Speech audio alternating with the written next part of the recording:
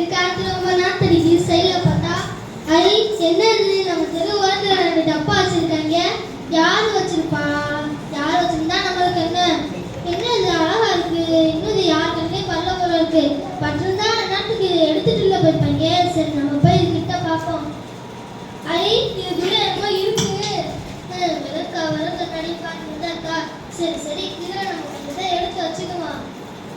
Uncle அங்கே என்ன பண்றீங்க? யாருடாவே? யாரு? நானா? என்னை பார்த்தா அப்படியா தெரியுது? அப்போ உங்களை பார்த்தா எப்படிதான் தெரியுதா? என்னடா முணங்குற? அது ஒன்றும் இல்லை, உங்களை எப்படி கூப்பிடுறதுன்னு யோசிச்சுட்டு இருந்தேன். ஏன் ப்ரோன்னு சொன்னேன், நல்லா தானே இருக்கு. எது ப்ரோவா? என்னடா பார்க்குற? அது ஒன்றும் இல்லை ப்ரோ, அந்த தொட்டியில் போய் என்ன அடிக்கிறீங்க? அது ஒரே 30 இருக்கு. என்னது 30? எங்கடா 30? டேய் இதில் விடும் கவர் தாண்டா இருந்துச்சு. அந்த கவரில் கொஞ்சம் தான் நான் எடுத்து வச்சுருக்கேன். சமயத்தில் பயன்படும்ல. ஐயோ என்னக்கு இப்படி இருக்கீங்க? டேய் படவா அடி பிச்சுவேன். சரி சரி சரி ப்ரோ, அந்த தொட்டி ஒரே அசிங்கமாக இருக்கு. அந்த குப்பையை போய் ஏன் ப்ரோ எடுக்கிறீங்க? அசிங்கமா? குப்பையா? டேய் இதில் விடும் கவரு கண்ணாடி பாட்டில் தாண்டா இருந்துச்சு. அந்த கவரில் கொஞ்சம் தான் நான் எடுத்து வச்சுக்கிட்டேன். சமயத்தில் பயன்படும்ல. ஐயோ என்ன ப்ரோ இப்படி இருக்கீங்க? சரி அதில் என்ன இருக்குன்னு படிங்க பார்ப்போம். மக்கு குப்பு கப்பு. இல்லை இல்லை இல்லை, மக்கு குப்பு கப்பு. அது என்னடா கப்பு? இந்த லட்சணத்தில் இவர் இங்கிலீஷில் ப்ரோன்னு சொல்லி கூப்பிடணுமா? ப்ரோ ப்ரோ அது கப்பு இல்லை, மக்கும் குப்பை. எனக்கு குப்பையா? சி ப்ரோ ப்ரோ இப்படி குப்பையெல்லாம் கீழே போடாதீங்க. எடுத்து தொட்டியில் போடுங்க.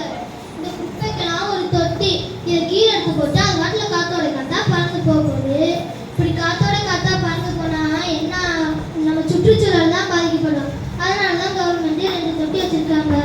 சரி சரி குப்பையெல்லாம் ஒன்று தானே, ஒன்றா போட்டாங்க. இப்படி குப்பையெல்லாம் ஒன்றா போட்டால் நம்மளுக்கு தான் நிறைய பாதிப்பு ஏற்படும். அதனால தான் கவர்மெண்ட் 2 தொட்டி வச்சுருக்காங்க. ஏதோ பாதிப்பு. சரி இந்த குப்பையெல்லாம் எப்படி தான் பிரிக்கிறது?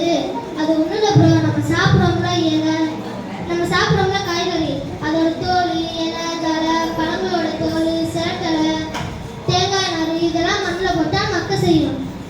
இதை நம்ம வீட்டிலே மக்க செய்யுது. செடி கொடிக்கெல்லாம் போட்டோம்னா நல்லா வளரும். இதை செஞ்சு விவசாயம் செஞ்சோம்னா நல்லா விளைச்சலும் இருக்கும், உடல்நலமும் ஆரோக்கியமாக இருக்கும். இதை தான் மக்கும் குப்பைன்னு சொல்லுவாங்க. சரி இந்த கவர் கண்ணாடி பார்த்துலாம் என்ன செய்யுது? இதை கீழே எடுத்து போட்டால் பறந்து போகணும்னு சொல்றீங்க. அது பறந்து போனால் என்ன ஆகும்னு தெரியுமா? என்ன ஆகுமா? இடத்துல காத்தோட காத்தா எல்லாம் பறந்து போயிடும். அப்படிலாம் இல்லை. இப்போ நீங்கள் அதை எடுத்து கீழே போட்டீங்கன்னு வச்சுக்கோங்க, அது மண்ணுக்குள்ளே இருந்துடும். மண்ணுக்குள்ளே இருந்தால் இருந்துட்டு போகுது. அது என்ன பண்ண போகுது? ஓ இப்போ நீங்கள் ஒரு விதை விதைக்கிறீங்க, அது என்ன ஆகும்? அது முளைச்சி செடியாக வளரும்.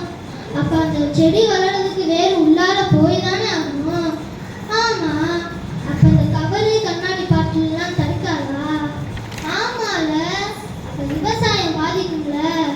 ஆமாம், இது நம்ம மரமண்டைக்கு தோணாமல் போச்சு. சரி இந்த குப்பையெல்லாம் ஒன்றா வச்சு கொளுத்திட்டாங்க. இப்படி குப்பையெல்லாம் ஒன்றா போட்டு கொளுத்திட்டா நம்மளை சுற்றி இருக்கிற காற்று தான் மாசடையும். அது சுற்றி இருக்கிற காற்று மாசடைச்சுன்னா நம்ம நுரையீரல் பாதிக்கப்படும். நுரையீரல் பாதிக்கப்பட்டுச்சுன்னா நம்மளுக்கு மூச்சு விட ரொம்பவே கஷ்டமா இருக்கும். ஓ இதில் இவ்வளோ இருக்கா? சரி சரி இனிமேல் குப்பையெல்லாம் கீழே போடாமல் நம்மளும் இதுக்கு 2 தொட்டி இருக்குல்ல அதிலே போடுவோம். நாங்கள் சுத்தமாக இருக்கோம். இனிமேல் நீங்களும் சுத்தமாக இருக்காங்க.